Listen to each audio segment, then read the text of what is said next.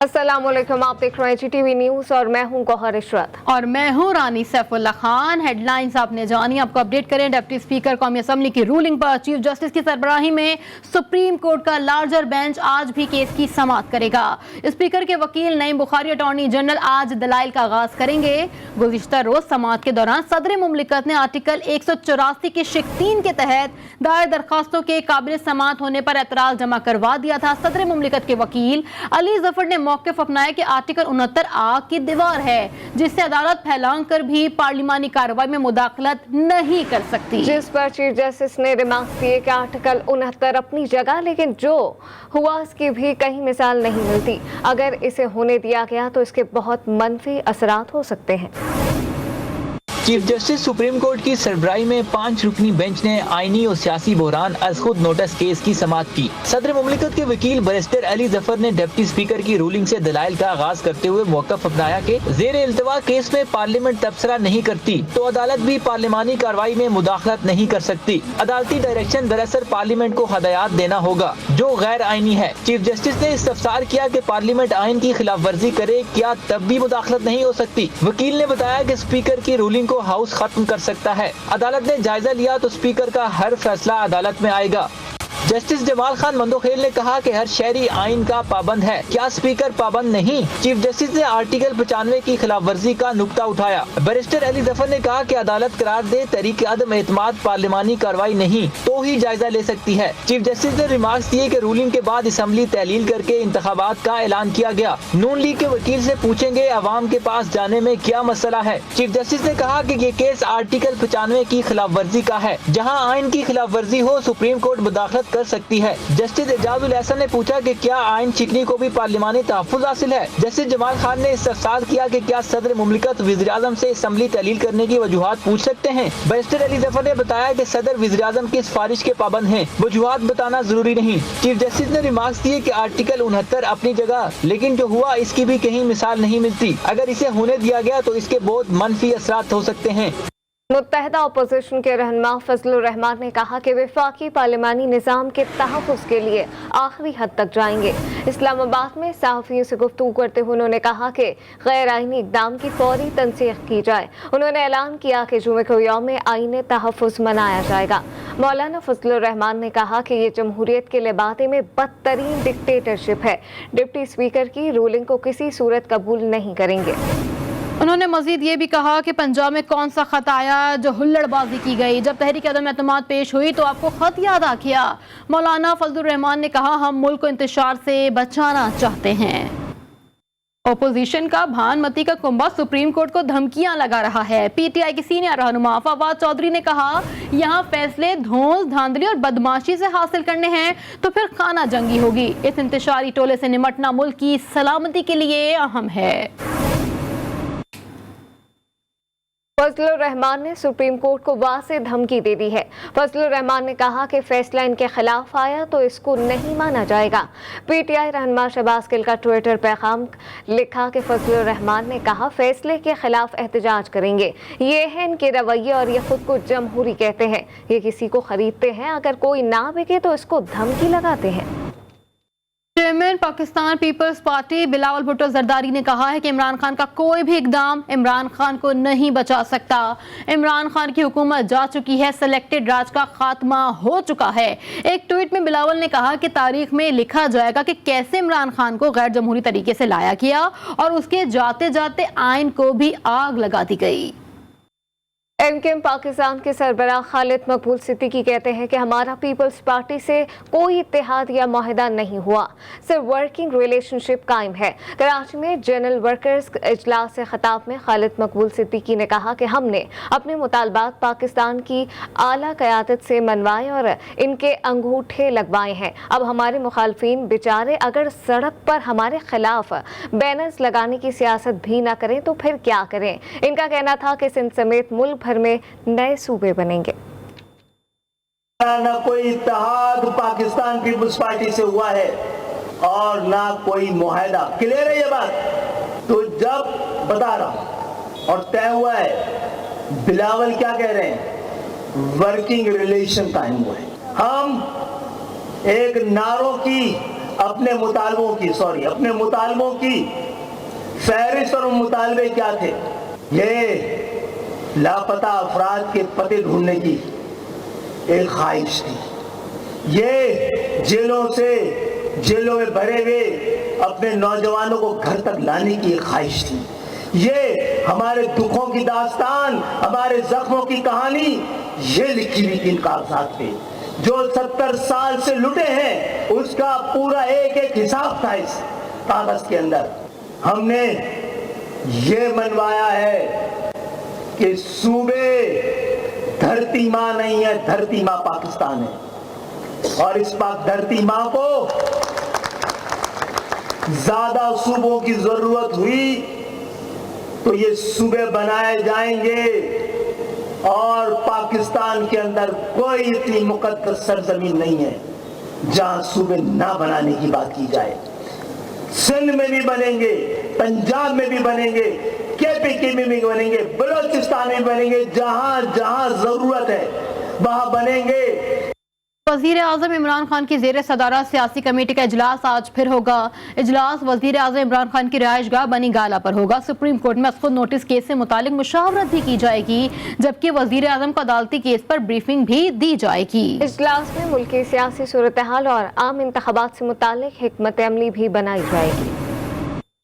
Speaker Asad Qaiser ने कायम मुकाम वजीर आज़म की तैनाती के लिए पार्लिमानी कमेटी के लिए नाम तलब कर लिए हैं। स्पीकर कौमी असम्बली ने वजीर आज़म पाकिस्तान और कायदे इस पर इख्तलाफ को खतूत अरसाल कर दिए। मज़ीद तफसीलात इस रिपोर्ट में देखिए। कायम मुकाम वजीर आज़म की तैनाती के लिए पार्लिमानी कमेटी के क़याम का मामला स्पीकर कौमी असम्बली असद कैसर ने कायम मुकाम वजीर आज़म की तैनाती के लिए पार्लिमानी कमेटी के लिए नाम तलब कर लिए हैं।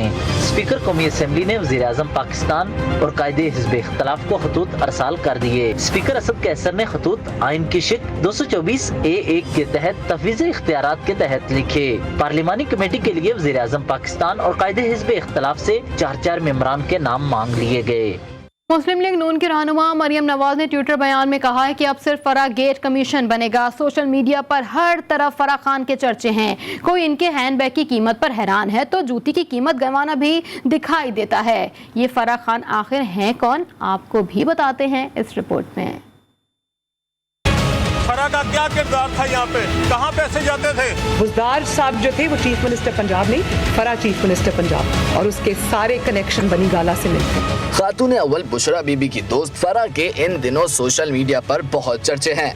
शेखोपुरा के गांव से ताल्लुक रखने वाली फरहत शहजादी और फराह खान का नाम 2018 में इमरान खान और बुशरा बीबी की शादी के बाद पहली मर्तबा मंजर आम पर आया था। फरहत शहजादी और फराह खान पाकिस्तान में 70 करोड़ रुपए मालियत की जायदाद की मालिक हैं। उन्होंने गुज़िश्ता बरस सेनेट के उम्मीदवार की हैसियत से इलेक्शन कमीशन में जो गोशवारे जमा कराए थे उसके मुताबिक पाकिस्तान में उनकी 70 करोड़ की जायदाद है, जबकि दुबई में भी एक फ्लैट उनकी मलकियत है। खातून अव्वल की दोस्त फराह चंद रोज कबल दुबई चली गई थी। सोशल मीडिया पर उनकी तस्वीर पर तबसरे जुबान ज़दे आम हैं और सार्फिन का कहना है कि फराह ने तस्वीर में जो हैंड बैग उठा रखा है वो भी इंतहाई कीमती है और उसकी कीमत करोड़ों में है, जबकि उनकी जूती से मुतालिक भी इस किस्म के तबसरे किए गए हैं। खातून अव्वल की दोस्त फराह पर पीटीआई के मुनहरिफ रुकन अलीम खान ने पंजाब में अफसरान की तकरीरी की मद में करोड़ों रुपए वसूल करने का इल्जाम आयद किया था।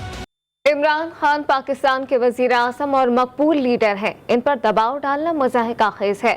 रूसी वज़ारत ख़ारजा की तर्जमान मारिया ज़खारवा ने वाज़ेह कर दिया, रूस पाकिस्तान के साथ मुस्तक़बिल में बराबरी की सतह पर ताल्लुकात बढ़ाना चाहता है। तख्ते लाहौर के उसूल की सियासी जंग शिद्दत इख्तियार कर गई। पंजाब असम्बली के दरवाजे बंद होने पर अपोजिशन ने लाहौर के मुकामी होटल में इजलास बुला लिया। 199 अरकान ने हमजा शहबाज को कायदे ऐवान करार दे दिया। अलामती इजलास के बाद हमजा वज़ीर आला पंजाब बनने की मुबारकबादें वसूल करते रहे।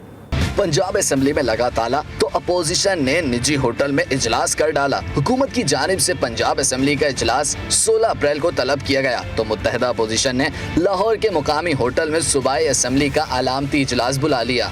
इजलास में नून लीग की नायब सदर मरियम नवाज, वजारत आला के उम्मीदवार हमजा शहबाज समेत नून लीग तरीन ग्रुप और अलीम खान ग्रुप के अराकीन ने शिरकत की। इजलास के दौरान कायदे ऐवान के इंतखाब के लिए वोटिंग कराई गई तो हमजा शहबाज के हक में 199 और मुखालफत में कोई वोट नहीं आया। हमजा शहबाज ने इजलास के बाद प्रेस कॉन्फ्रेंस में कहा कि पंजाब को फराह गुज्जर एंड कंपनी से निजात मिल गई। तरक्की करते सूबे को तबाह करने वालों को माफ नहीं किया जाएगा। इस अवाम की मुकद्दर जो है बेरोजगारी बना दिया, महंगाई बना दिया और करप्शन बना दिया। साजिश तो उस्मान बुज़दार को वसीम अकरम प्लस 4 साल जो सूबे में मुसल्लत था वो साजिश है। तो अल्लाह ने चाहा तो इस साजिश का बदला अवाम के वोटों से लेंगे, इमरान नियाजी को नहीं भागने देंगे। अलामती इजलास में कायदे ऐवान मुंतखब होने पर मरियम नवाज और पंजाब असम्बली के अरकान ने हमजा शहबाज को मुबारकबाद दी। मुत्तहदा अपोजिशन की जानिब से पंजाब असम्बली के एतराफ़ एहतजाज के पेश नज़र महकमा दाखिला पंजाब ने असम्बली के एतराफ़ दफ़ा 144 नाफिज कर दी। डिप्टी कमिश्नर्स लाहौर को इस सिलसिले में हिदायत जारी कर दी गई हैं। दफ़ा 144 के नफाज के बाद असम्बली के 500 मीटर अतराफ 4 से ज़ायद अफराद के इज्तिमा पर पाबंदी लगा दी गई है, जबकि पंजाब हुकूमत ने लाहौर में 15 रोज़ के लिए रेंजर्स भी तलब कर ली है। नायब सदर नून लीग मरियम नवाज कहती हैं कि वोट चोरों ने अवाम की जिंदगी अजीरन कर दी है। हिसाब किताब का वक्त आया तो पंजाब असम्बली को ताले लगा दिए गए। लाहौर में प्रेस कॉन्फ्रेंस करते हुए उनका मजीद कहना था कि हमजा शहबाज को वजीर आला पंजाब बनने पर मुबारकबाद पेश करती हूँ। उस्मान बुज़दार सिर्फ नाम के वजीर आला थे। हमजा शहबाज पंजाब के अवाम की खिदमत करेंगे। इंशाअल्लाह ताला पंजाब के अवाम को ये उनकी खिदमत करेगा। दिल से जान से मैं जानती हूँ इंशाअल्लाह ताला इसको कामयाब करे। हमारी दुआएं इसके साथ। जिस तरह पंजाब असेंबली के इर्द-गिर्द खारदार तारें लगाई गई, मजबूरन अरकान असेंबली को ये इजलास इस होटल में करना पड़ा। पंजाब के अवाम के मैंडेट पे, पंजाब के मैंडेट पे डाका पड़ा तो उसके नतीजे में पंजाब के अवाम को क्या मिला? पंजाब के अवाम को याद है पिछले रमजान में 2-2 किलो चीनी के लिए भिखारी बना दिया गया था। बुज़दार जैसा वजीर आला जिसको सिर्फ नाम का वजीर आला मिला। सियासी मामलात में एम्पायर खैर जानिबदार क्या हुआ? मुल्की सियासत में भूचाल आ गया। पहले विफाक और अब पंजाब, हर कोई बेलगाम का बैल और हत्ते से उखड़ा बैठा है। ऐसे में एक संजीदा सवाल ने जन्म लिया है कि क्या एम्पायर का न्यूट्रल होना मुल्की सियासत के लिए खतरनाक है? न्यूट्रल, इसका बड़ा चर्चा है और इस एक लफ्ज ने जब से न्यूट्रलिटी की हम सुन रहे हैं कि हवा चली है, उस एक लफ्ज ने किसी शख्स की बिल्कुल हवा निकाल दी है। अंपायर क्या न्यूट्रल हुआ? सियासी मैदान ब्रूटल हुआ। अंपायर की उंगली का इलाज हम अंगूठा से करेंगे, हम वोट से करेंगे, हम जमहूरियत से करेंगे। असेंबलियों में शुरू हुई चीख और पुकार, आइन से हुआ खुला खिलवाड़। जमहूरियत के अलंबरदार कर गए असेंबली का तकद्दुस पामाल। दुनिया में हुई जग हसाई, लेकिन फिर भी है परवेज इलाही। पंजाब असेंबली में एक तमाशा है, जैसे आईन और कानून बताशा है। या इलाही परवेज इलाही को कोई ये समझाए, कानून और आईन बतलाए, शिकस्त तस्लीम करें और घर को चले जाएं। आईन ही सबसे बाला है, पंजाब असेंबली में ताला है। पंजाब में चल रहा है अपना खेल, होगा कैसे ये सियासी fail? Neutral umpires have taken all this away. Civil aviation को पीआईए और शाहीन एयर ने खिलाफ कानून परवाजों के जरिए 75 अरब रुपए का चूना लगा दिया है। मामले पर ऑडिटर जनरल ऑफ पाकिस्तान ने भी ऑडिट पैरा तहरीर कर दिया। कवायद के बरखिलाफ परवाजों की इजाजत 2018 और 19 में दी गई थी। ओवरफ्लाइंग और लैंडिंग की मद में बिल जारी करके वसूल करने पर भी अमल नहीं किया गया। कोरोना से बचाव के इकदामात असर दिखाने लगे हैं। 24 घंटे में कोरोना से किसी शख्स का इंतकाल नहीं हुआ। कौमी इदारे सेहत के मुताबिक एक रोज में 117 कोरोना केसेस रिपोर्ट हुए, जबकि कोरोना मुस्बत केसेस की शरह 0.58% रिकॉर्ड की गई। और अब आपको अपडेट करें कि कराची में आज और कल शदीद गर्मी पड़ेगी। ज्यादा से ज्यादा दर्जा हरारत 41 सेंटीग्रेड तक जाने का इम्कान है। महकमे मौसमियात के मुताबिक बालाई सिंध और जनूबी पंजाब में मौसम शदीद गर्म रहेगा। दर्जा हरारत 44 सेंटीग्रेड तक जा सकता है। कराची में पार्किंग माफिया का राज बरकरार है। ज़ेबुन्निसा स्ट्रीट पर आवाम की सहूलत के लिए बनाए गए बस स्टॉप को भी नहीं बख्शा गया। मज़ीद तफसीलात जान लेते हैं नुमाइंदा GTV न्यूज़ असगर अजीम से। जी असगर, अपडेट कीजिएगा।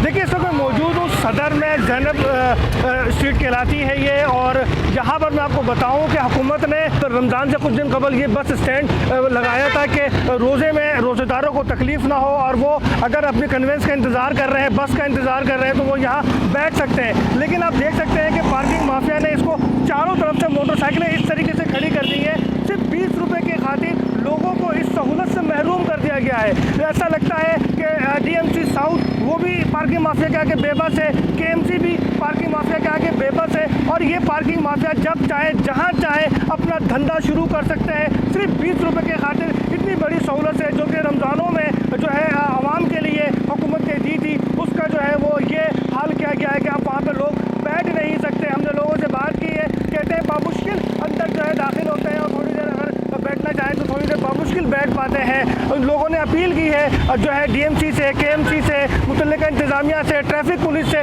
कि वो आंखें खोलें और इस पर खिलाफ एक्शन लें और इस बस स्टैंड को जो है वो जिसको बाकायदा जो है कब्जा कर लिया गया है, इसे बाजियाब कराया जाए, आम लोगों की सहूलत को जो है ओपन किया जाए। कराची शहर में जगह जगह ट्रैफिक जैम की सूरत हाल से आगाह रहने के लिए कराची ट्रैफिक पुलिस का रेडियो स्टेशन किस तरह काम करता है, जानते हैं अपने नुमाइंदे जी न्यूज़ सौलत जाफरी से। सौलत, बताइएगा कि कैसे ये इदारा काम कर रहा है। आप इस वक्त मौजूद हैं रेडियो स्टेशन में ही। जी बिल्कुल, इस वक्त मैं कराची ट्रैफिक पुलिस के रेडियो स्टेशन में मौजूद हूँ। यहाँ से शहरियों में अवेयरनेस पैदा की जाती है कि वो किस टाइम कौन सा सड़क जो है वो इस्तेमाल करें। चूँकि शहर में ट्रैफिक का फ़्लो बहुत ज़्यादा होता है तो ट्रैफिक से बचने के लिए शहरी FM 88.6 का इस्तेमाल करें ताकि वो बाखबर रह सकें कि किस वक्त शहर में कहाँ पर ट्रैफिक जो है वो ज़्यादा है। मेरे साथ इस वक्त RJ मौजूद हैं, बताइएगा किस तरीके से आप लोग कंट्रोल करते हैं। तो 1915 से इतला आती है, जो SOs होते हैं डिफरेंट इलाके के, वो बताते हैं कि इस ट्रैक पे डंपर ख़राब हो गया है या तरक्याती काम हो रहा है, तो वो SOs 1915 को बता दें। 1915 से हमें यहाँ इतला मौजूद होती है, फिर हम यहाँ पे रिकॉर्ड करके अपने तमाम सुनने वालों को सुनाते हैं। जिस तरह अभी भी आप पीछे BGM पे भी सुन रहे होंगे कि हर 5 मिनट बाद हमारे पास अपडेट चल रही होती है कि इस ट्रैक पे ये काम हो रहा है।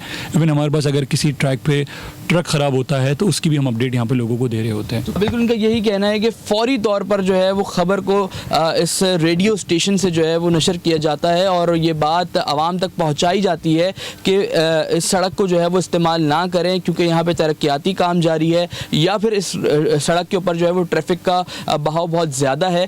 तो शहरियों को मुतबादिल रास्ते भी जो है वो इस FM रेडियो स्टेशन के ज़रिए जो है वो बताए जाते हैं, जो कि ट्रैफिक पुलिस का एक बेहतरीन इक़दाम है। जी, कराची में 34वां सालाना कुतुब मेला सज गया। वाटर पंप पर कुतुब मेले में मुख्तलिफ मौज़ूआत पर मुश्तमिल 250 से ज़ायद पब्लिशर्स की किताबें मौजूद हैं। हमारी नुमाइंदा हफ्सा शकील इस वक्त वहाँ मौजूद हैं। जी हफ्सा, अपडेट कीजिएगा।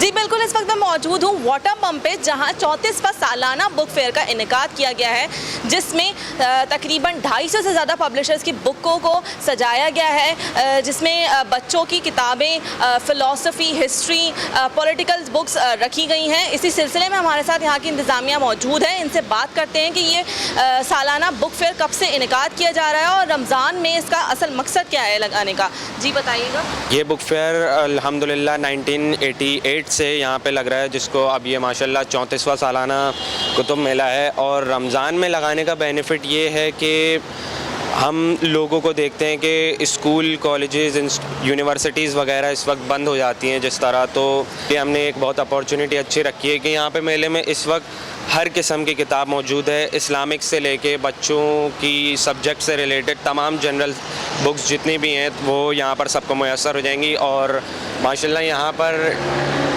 वसी तादाद है किताबों की और 250 पब्लिशर्स, जैसे मैं हमने बताया कि पूरे 250 पब्लिशर्स की यहाँ पे किताबें हैं। और यहाँ पर डिस्काउंट की एक बहुत अच्छी फैसिलिटी मौजूद है, 22 to 50% ऑफ है। तो मेरे हिसाब से ये बहुत एक ही अच्छी ऑफ़र है अवेल करने के।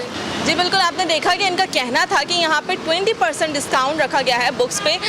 जो तालिबात रमज़ान में यूनिवर्सिटीज़ और स्कूल कॉलेजेस बंद होने की वजह से पढ़ने से महरूम हो जाते हैं, उनके लिए ख़ास तौर पे सालाना मेला लगाया गया है ताकि यहाँ पे आकर वो पढ़ सकें। जी, इस्लामाबाद में सेक्टर G7 के करीबी पार्क के पब्लिक टॉयलेट्स नशे अफराद के माजगा बन गए हैं। नशे के आदी अफराद दिन दहाड़े पब्लिक टॉयलेट्स में नशा करने लगे। इंतजामी की अदम तवज्जो और गफलत के बायस शहरियों का पाक आना महाल हो गया। मजीद जानते हैं नुमाइंदा GTV सौले अब्बासी से। जी सौले, बताइएगा शहरियों को मजीद किन मुश्किलात का सामना है।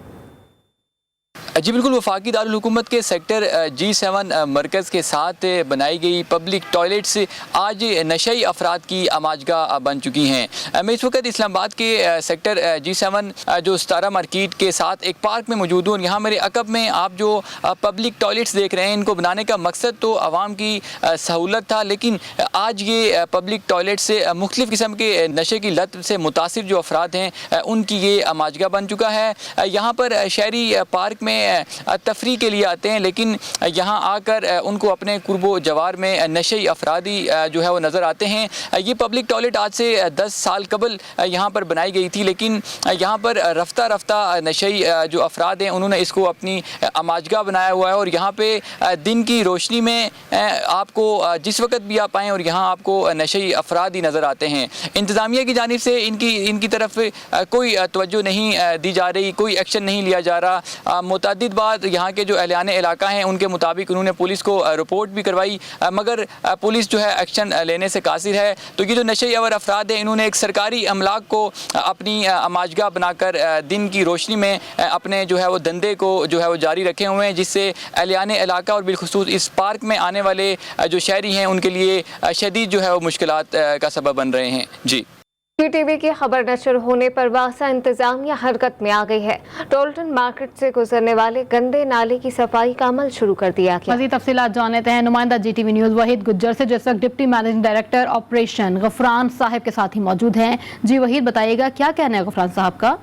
देखें, शहर भर में 76 किलोमीटर पर मुहित गंदे नाले की सफाई के हवाले से वासा इंतजामिया की जानिब से कार्रवाइयाँ जारी हैं, मगर कुछ दिन पहले हमने खबर नशर की थी कि टोल्टन मार्केट की बैक साइड से जो नाला गुजर रहा है वो काफ़ी हद तक ब्लॉक हो चुका था कूड़ा करकट की वजह से, और इस वक्त उसकी क्या ताज़ा तरीन सूरत हाल है, कब तक वो मुकम्मल तौर पर क्लियर हो जाएगा, यही जानने के लिए हमारे साथ मौजूद हैं DMD गफरान साहब। जी सर। वासा तो इसकी डिसल्टिंग करता है, लेकिन सफाई जो है वो हमारे जो भी लोग वहाँ पे मार्केट वाले हैं या पब्लिक बिहेवियर ऐसा है कि सॉलिड वेस्ट क्या नालों में फेंकना होता है। लोगों से और मार्केट वालों से ये अपील है कि वो सॉलिड वेस्ट को ड्रेन्स में मत फेंकें ताकि स्मूथ फ्लो हो, मानसून में किसी किस्म की प्रॉब्लम ना आए, पोल्यूशन ना हो, एनवायरनमेंट ठीक रहे। जी बिल्कुल, DMD गफरान साहब का ये कहना है कि शहरी और ख़ास तौर पर जो ताजर बरादरी है वो तावन करें और ख़ुद ज़िम्मेदारी का एहसास करते हुए गंदे नाले के अंदर जो है कूड़ा करकट को ना फेंकें। ख़ासकर मानसून की बारिशों के दौरान जो है काफ़ी ज़्यादा मसाइल का सामना जो है वासा को करना पड़ता है और साथ ही शहरी को भी इस अज़ियत से गुजरना पड़ता है। जी कोयटा के इलाके सरकी रोड की तोसी का काम ताअत्तुल के बाद सड़क टूट फूट का मंजर पेश कर रही है। जगह जगह सीवरेज का पानी जमा होने से रमजान में आवाम को परेशानी का सामना है। मज़ीद जानते अपने नुमाइंदे मोहम्मद फैजान खान से। जी फैजान। जी हाँ बिल्कुल, इस समय मौजूद हूँ कोयटा के इलाके सिरकी रोड में, जिसका शुमार शहर के दूसरे बड़े कारोबारी मराकज़ में होता है, लेकिन यहाँ पर सड़क की तोसी के नाम पर तरक्याती काम शुरू किया गया था, जिसके बाद काम जो है वो अब रुक चुका है और यहाँ की जो सड़कें हैं वो टूट फूट का शिकार है। जगह जगह सीवरेज का गंदा पानी भी जमा हुआ है, जिसकी वजह से यहाँ पर जो दुकानदार है उन्हें काफ़ी परेशानी का सामना है। इसके अलावा जो यहाँ से गुजरने वाले अफराद हैं उन्हें भी काफ़ी परेशानी का सामना रहता है। शहरियों का कहना है कि सड़क की टूट फूट की वजह से जो उनकी सवारी है, गाड़ी या मोटरसाइकिल है, उसको भी नुकसान हो जाता है और गंदे पानी की वजह से रमज़ान और मुबारक में उनके कपड़े भी जो है वो नापाक हो जाते हैं। शहरियों ने हुकूमत से अपील की है कि सड़क की तामीर फौरी तौर पर मुकम्मल की जाए ताकि शहरियों को यहाँ से आमदोरफ्त में आसानी हो सके। जी खैबर पख्तूनख्वा हुकूमत की जानिब से आवाम को रिलीफ देने के लिए आटे पर 2.5 अरब की सब्सिडी दी गई, मगर पेशावर शहर में आटा नहीं मिल रहा। रमज़ान सस्ता बाज़ारों में जो आटा आता है वो नाकाफ़ी होता है और ज़्यादातर सस्ते बाज़ारों से शहरी वापस मायूस लौट जाते हैं। तफसीलात बता रहे हैं अब्दुल रहमान। जी अब्दुल रहमान, बताइएगा अपडेट। जी बिल्कुल, पेशावर में इंतज़ामिया की जानिब से सस्ते बाज़ार कायम की गई है और बाज़ार का मकसद ये है कि आवाम को रिलीफ दिया जाए और आम मार्केट की बनस्बत यहाँ पर उनको जो ज़रूरत की चीज़ें हैं वो सस्ते दामों मिल सके। हुकूमत की जानिब से 2.5 अरब रुपए की सब्सिडी दी गई है जो आटा है उस पर, और यहाँ पर 2 ट्रक सुबह के अवकात आते हैं, मगर फिर लेट जो लोग आते हैं उनको आटा फिर नहीं मिलता। खुशियार हमारे साथ मौजूद हैं, उनके साथ बात करते हैं। क्या कहेंगे, आटा यहाँ पर दस्तयाब होता है कि नहीं? जी हम यहाँ पे आए, जब हमने यहाँ पे देखा तो यहाँ पे आटा नहीं मिल रहा है। ये शॉप वाले कह रहे हैं कि सुबह से 2 ट्रक आए यहाँ पे, तो अभी हम लोगों ने जब देखा तो यहाँ पे हमें आटा नहीं मिल रहा है। और गवर्नमेंट की तरफ से ये कह रहे हैं कि हमने मतलब आवाम को सब्सिडी दी गई है, ठीक है, लेकिन यहाँ पे जब हम लोगों ने देखा तो यहाँ पे कोई हमारे लिए वो सहूलत जो है ना आटे की या वगैरह चीज़ की यहाँ पे वो मैसर नहीं है। बिल्कुल शहरी का ये कहना है कि 2.5 अरब की सब्सिडी ज़रूर दी गई है, मगर यहाँ पर जो सस्ते बाज़ार है यहाँ पर आटा दस्तियाब नहीं होता है। हुकूमत से ये मुतालबा करे कि ज़्यादा मकदार में जो आटा है वो सस्ते बाज़ारों को फराहम किया जाए ताकि गरीब जो शहरी है वो सस्ते दामों आटा ख़रीद सके। जी, पेशावर में आवाम को रिलीफ देने के लिए सस्ते रमज़ान बाजार कायम किए गए, मगर उन सस्ते बाजारों में या तो ज़रूरत की चीज़ें दस्तियाब नहीं और जो दस्तियाब हैं उनकी कीमतें भी आम बाजारों जैसी ही हैं। अब्दुल रहमान की रिपोर्ट देखिए।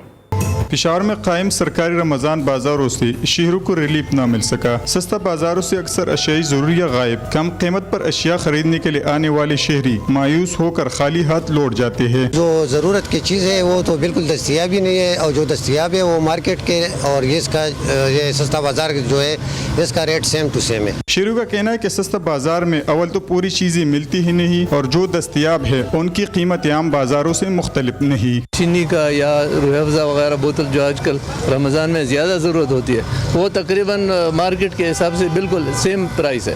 तो सस्ते बाज़ार का तो मतलब ये नहीं है, गवर्नमेंट को चाहिए कि इसको ज़्यादा रिलीफ दे और लोगों को, गरीब लोगों को इसमें जो है ना, ताकि सस्ती चीज़ें सस्ते दामों चीज़ें मुहैया की जाए। शहरियों का हुकूमत से मुतालबा है कि रमज़ान सस्ता बाजारों में कम नर्ख पर अशियाई ज़रूरिया की दस्तियाबी यकीनी बनाई जाए ताकि अवाम को माह रमज़ान में रिलीफ मिल सके। कैमरामैन सुहेल राना के साथ अब्दुल रहमान, GTV न्यूज़, पेशावर। रवां साल कोयटा के अवाम का रमज़ान सस्ता बाजार का ख्वाब पूरा ना हो सका। बाजारों में अशिया खुरनोश की कीमतें इस कदर बढ़ गई हैं कि रोजेदार मार्केटों से खाली हाथ लौटने पर मजबूर हैं। उषा कमर की रिपोर्ट देखिए। बरकतों वाले महीने में रमजान में सूबाई हुकूमत की नाअहली के बाइस कोयटा की आवाम को जहमतें उठानी पड़ रही हैं। बाजारों में खरीदारी के लिए आए रोजेदार रमजान सस्ता बाजार ढूंढते रह गए। थक हार कर आम मार्केट पहुँचे तो सब्जियों और फलों की कीमतें पूछकर चकरा गए। जो रमज़ान शुरू हुआ है ना, कोई सस्ता बाजार नहीं है, हर चीज़ ही महंगा है। बाजार कोई सहूलत नहीं है, यहाँ पे महंगाई बहुत है। बिलखुसूस रमज़ान के महीने में तो बहुत महंगाई बनाया इन लोगों ने।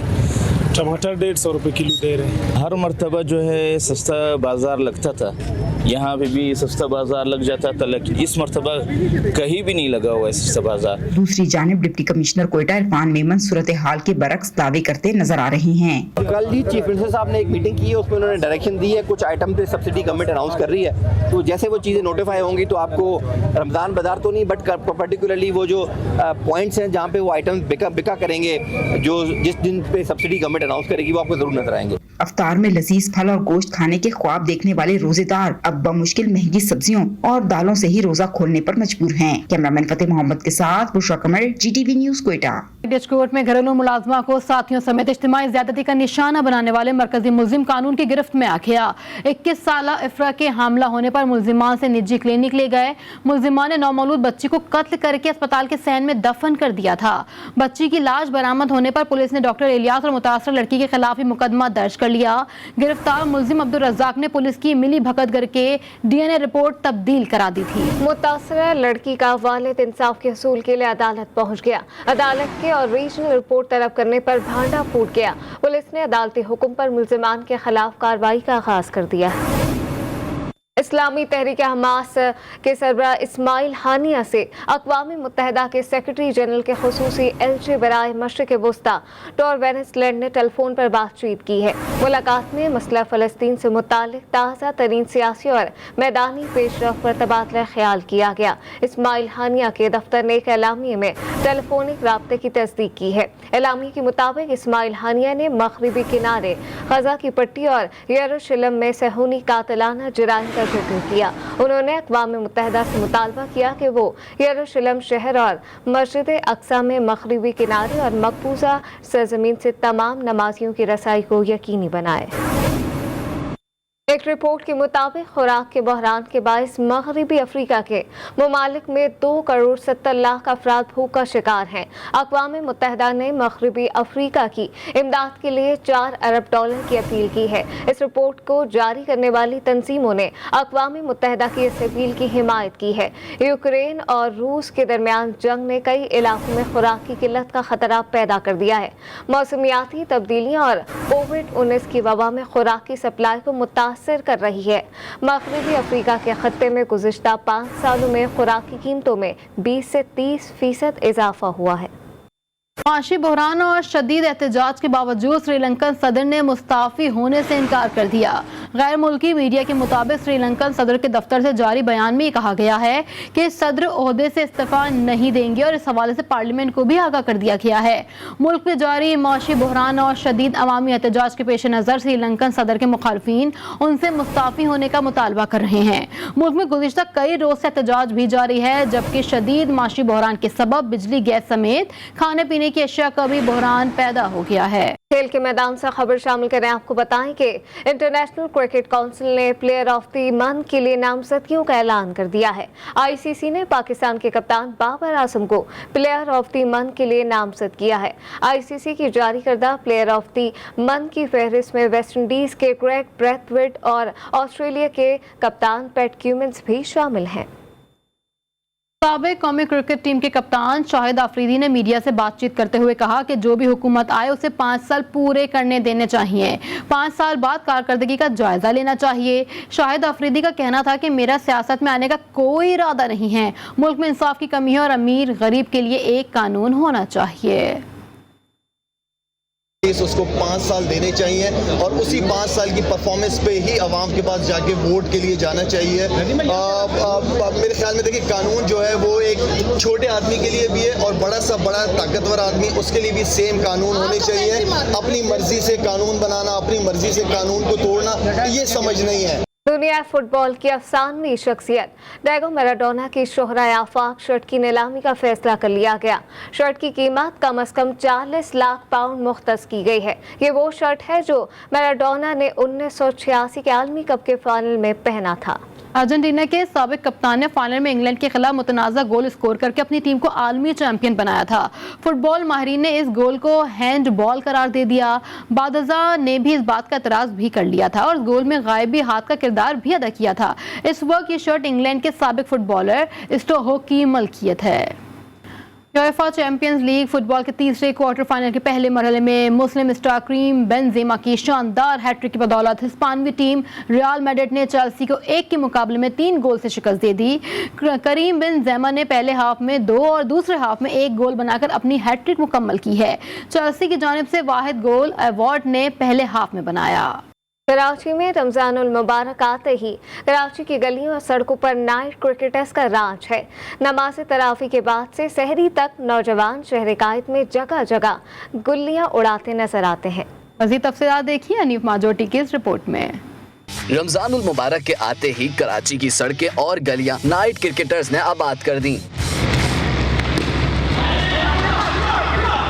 नमाज तरावी की अदायगी के बाद ही कराची के नौजवान बैट और बॉल संभाल लेते हैं। नौजवानों का कहना है कि रमजान की रातें क्रिकेट खेले बगैर अधूरी अधूरी सी लगती हैं। जस्ट हम लोग अपने शौक के लिए खेलते हैं और अपना रमज़ान में तो एक अलग ही इन्वायरमेंट होता है। नाइट मैच होते हैं तो क्योंकि शॉर्ट टाइम होता है ड्यूटीज़ के अंदर, लाइक जो ऑफिस में हम लोग वर्क करते हैं तो शॉर्ट टाइम को लेकर हम लोग नाइट में आके थोड़ा खेलते हैं। एनवायरनमेंट अच्छा रहता है। कराची में आपको जगह जगह कहीं पे भी चले जाएं, किसी भी इलाके में चले जाएं, आपको क्रिकेट भरपूर मिलेगी। नाइट क्रिकेट का मतलब यही है कि सहरी तक अपना टाइम पास करना और एक एंजॉय करना। रमजान के मुबारक माह में रात गए सड़कों पर नौजवानों का शोर गुल शहर कायद को एक अलग पहचान देता है। कैमरामैन अली रजा के साथ हनीफ माजोटी, GTV कराची।